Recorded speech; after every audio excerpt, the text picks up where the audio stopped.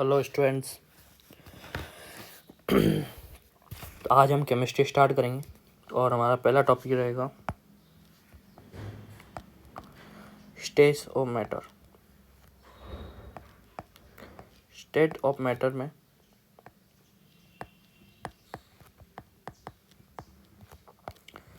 हम बात करेंगे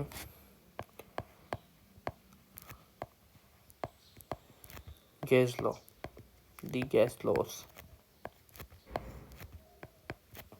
ओके, सबसे पहला लॉ आता है हमारा बॉयल लॉ। बॉयल्स लॉ में हम डिस्कस करेंगे क्या होता है। देखो,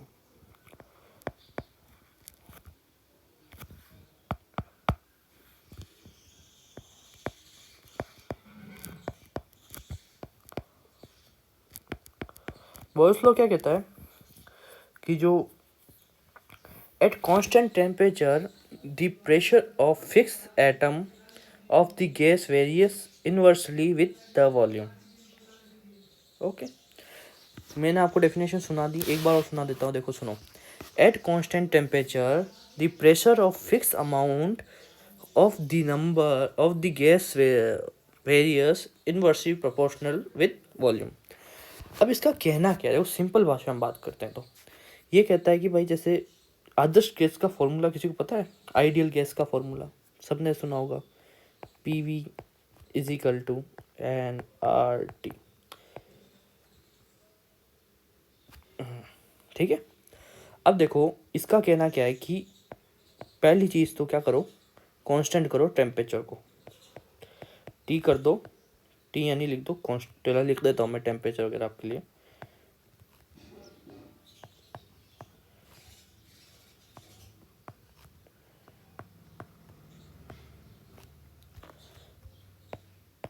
दूसरा क्या कांस्टेंट कर दो, दूसरा मोल कांस्टेंट कर दो N। इन दोनों क्या कर दो आप, कांस्टेंट। क्या कर दो, कांस्टेंट। तो अगर मैं इन दोनों को कांस्टेंट कर दूं यानी PV is equal to nRT, मैंने T और N को कांस्टेंट कर दिया, बचा क्या, R तो ऑलरेडी कांस्टेंट है। ये तो यूनिवर्सल कांस्टेंट होता है, आपको पता है, 10th में आपने पढ़ा होगा। T कांस्टेंट कर दिया, N कांस्टेंट कर दिया, बचा क्या, PV। चलो PV ले लेते हैं। ये क्या कहता है, PV। ठीक है, इधर कुछ नहीं है तो इधर ये जाएगा तो क्या होगा, PV proportional to 1/V। I am right.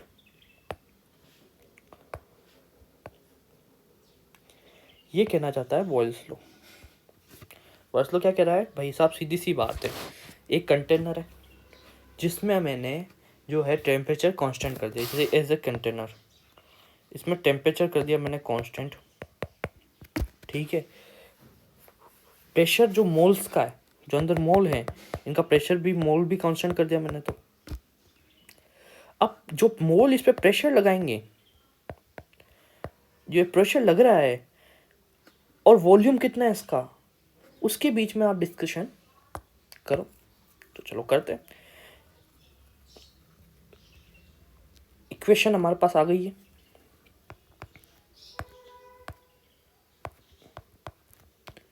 One upon B. आप देखते हो अगर मैं इसके अंदर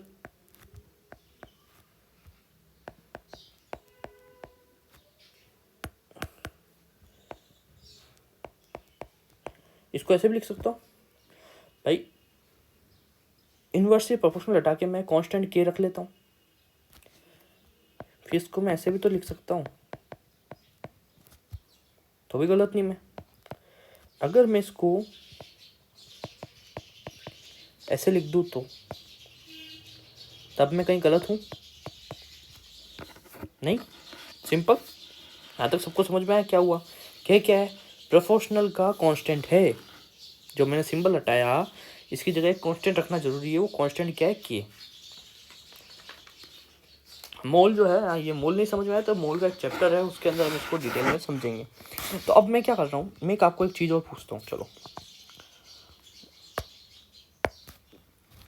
इस इक्वेशन के अंदर अगर मैं P की जगह 0 रख दूँ तो V क्या होगा, ऑब्वियसली इनफाइनाइट होगा। प्रोपोर्शनल है ना, देखो 1 अपॉन प्रोपोर्शनल है, ठीक है। अगर मैं इसके अगर v को मैं इनफाइनाइट ले लूं तो p क्या हो जाएगा, 0। सीधी सी बात है।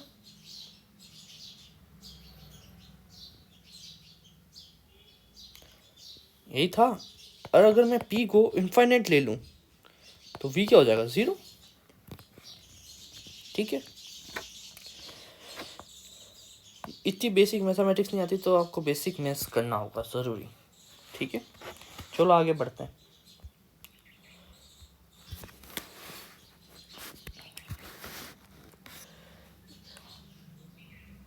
एक सीधी सी चीज़ है, ग्राफ खींचते हैं हम लोग, क्या क्या करते हैं, ग्राफ बनाते हैं।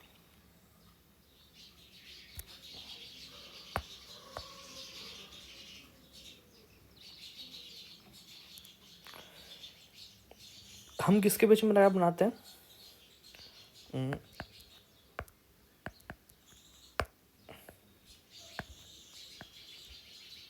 p इजिकल टू 1/v के बीच में ग्राफ बनाते हैं। p इस पे ले लेते हैं, 1/v इस पे ले लेते हैं, ठीक है। तो ग्राफ कैसा बनेगा, और एक बनाते हैं हम लोग ग्राफ,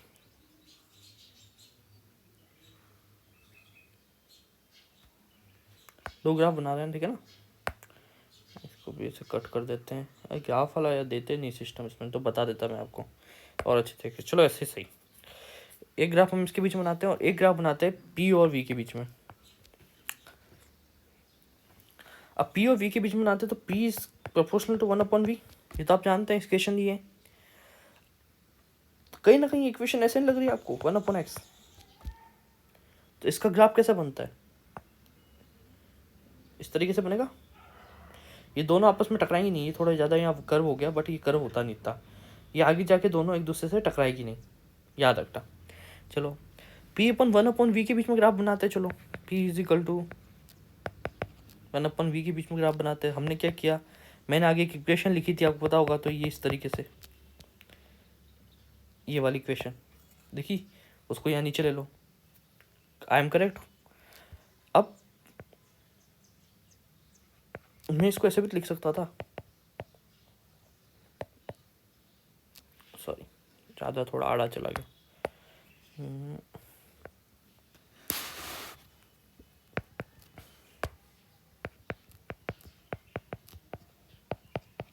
ये भी तो लिख सकता हूँ, गलत नहीं।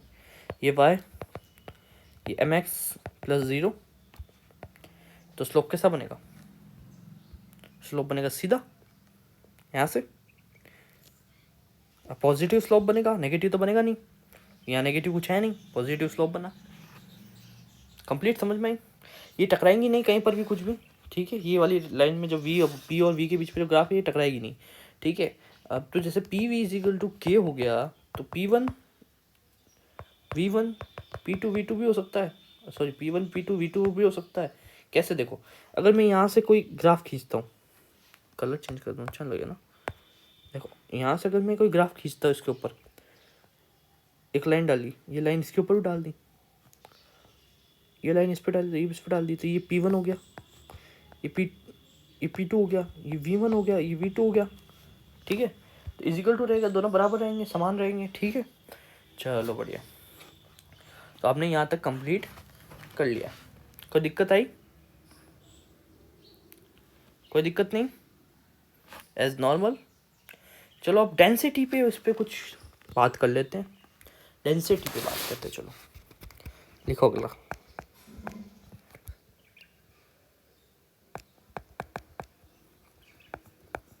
ये एनसीईआरटी में कहाँ मिलेगा चैप्टर, ये एनसीईआरटी में 11th क्लास के अंदर 5th यूनिट के अंदर आपको चैप्टर मिलेगा। 2-3 पेज आगे जाओगे ना तब मिल जाएगा ये बॉयस लॉ वगैरह, ठीक है। डेंसिटी क्या होता है, मास अपॉन वॉल्यूम, नहीं गलत नहीं, डेंसिटी क्या होता है, mass upon volume, mass m volume v कर देते हैं, d is equal to m upon v। v को अपन क्या लिख सकते हैं, 1/v लिख सकते हैं, ऊपर देखा था इक्वेशन में 1/v, 1/v, v को 1/v लिख सकते हैं, ठीक है। तो ये 1/, आपको नहीं समझ में 1/, भी कहाँ से आया, ये देखो ये भी था, इसको ये 1/, भी लिखा। चलो यहाँ तक clear. D is equal to 1/p को क्या लिख सकते हैं, p को और क्या लिख सकते हैं, देखो v को मैं k/p भी लिख सकता हूँ। आपको कैसे, चलो देखते हैं कैसे लिखेंगे भाई, ये भी बताना ज़रूरी है आपको कैसे लिखना है। एक बॉक्स ले लेते हैं, चलो टेढ़ा मेढ़ा इसी, P V is equal to K, ये तो मानते हो, ये तो आया था, कहाँ से आया था वो बताता हूँ ऊपर। चलो ये लिखा हुआ, ये रहा P V is equal to K, दिख गया, ठीक है, ये आ गया। तो v is equal to k/p लिख सकता हूँ, क्या गलत है, v इधर आ गया, p इसके नीचे चला गया, बात बराबर है। ये इक्वेशन 1 से मैंने लिया और ये इक्वेशन 1 लिख दिया मैंने, ठीक है, आपको दिक्कत नहीं आए। चलो इसको मैं लिख सकता हूँ 1 का 1, v को क्या लिख सकता हूँ k/p, क्लियर। चलो आगे चलते हैं, चले ना, चलिए, क्या अटक जाता है आजकल कई बार, चलते चलते। तो d is equal to m/k into P भी लिख सकते हैं, इस तरीके से भी लिख सकते हैं, कोई दिक्कत की बात नहीं। ये ऊपर जाएगा तो क्या चला जाएगा, क्रॉस में चला जाएगा। चलो इसको ब्रैकेट बंद कर दो, काम आएगा। ये है तो एक चीज़ और लिख सकते हैं हम लोग, d इज इक्वल टू क्या डैश लिख सकते हैं, लिख सकते हैं, क्या दिक्कत है, इसको ब्रैकेट बंद करते हैं। तो k dash is equal to m/k,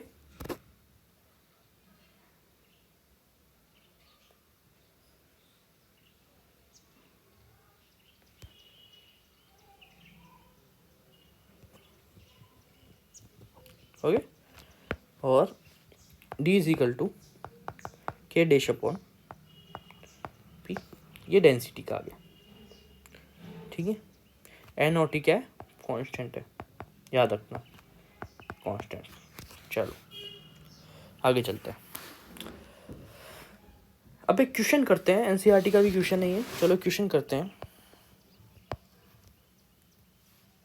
question छोड़ो, क्वेश्चन रहने दो, अभी आते ही क्वेश्चन नहीं कराना है ना, बाद में करेंगे इस क्वेश्चन को। तो यहाँ तक समझ में आए, बॉयज़ तो आपका कंप्लीट हो गया, 2-3 क्वेश्चन है वो हम लोग डिस्कस करेंगे नेक्स्ट क्लास में। Thank you for watching all of you.